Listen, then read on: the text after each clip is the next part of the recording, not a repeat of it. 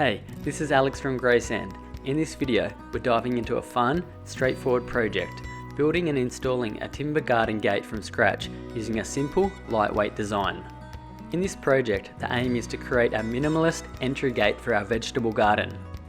The only materials needed for this gate are some external framing timber, 2 gate hinges, 100mm bugle screws, 4 metal 90-degree angles, 10mm avery wire, and a simple gate latch.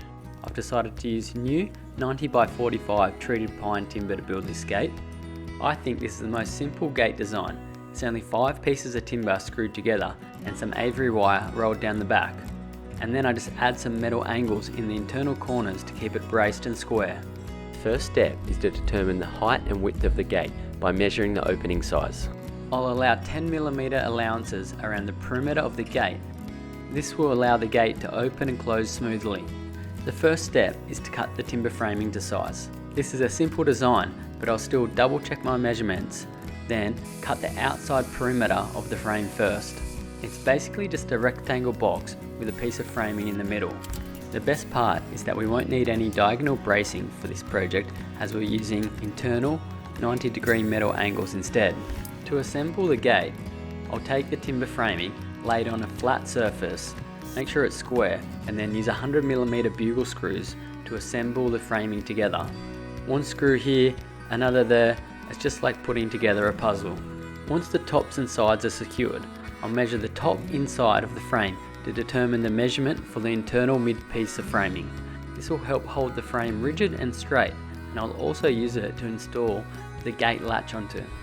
Keeping this gate design very simple and open, so instead of using the usual 45-degree timber diagonal bracing, I'm using one 90-degree metal angle in each internal corner of the frame. I want these metal angles to brace the frame and keep the gate square. The best way to check the gate square is to measure diagonally from corner to corner.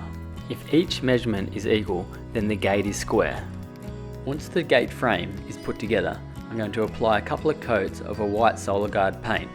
I'm hoping that once the gate is painted white and installed, it'll blend in with the rest of the treated pine I've used to build the vegetable garden pergola. I've brought in my best painting contractor to help get the job finished on time. As this will be the entry gate to our vegetable garden, the gate needs to be able to keep out all the pesky birds and vermin. To achieve this, I'm using a 10mm avery wire rolled down the back of the gate. This wire will be used to enclose the entire pergola and protect our vegetables from unwanted visitors looking for a midnight snack. I prefer the 10mm square avery wire due to its inherent stability and straight holding properties. Its square shape ensures it maintains its form effortlessly. What I particularly appreciate is its discreet appearance. When viewed from a few meters away, the wire becomes nearly invisible. This characteristic makes it an ideal choice, especially when working on square projects. Unlike some other wire products that can be visually unappealing, the square 10mm avery wire blends seamlessly into the background. I've bought a couple of heavy-duty gate hinges to swing this gate. These hinges are a 2-part system. The first part gets screwed and attached to the gate frame. If you're enjoying this video and finding it instructive and engaging, please consider liking it and subscribing to the channel for more fun DIY projects. Then the next step is to position the gate into the opening. I'll lift, position and clamp the gate into the exact location with all the required allowances on the top, bottom and sides. I'll then place the second part of the hinge into position and mark the screw locations.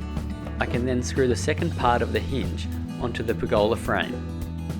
Once the second part of the hinges are finished being attached to the frame, I'll just release the clamps and this will allow the gate to swing smoothly and freely.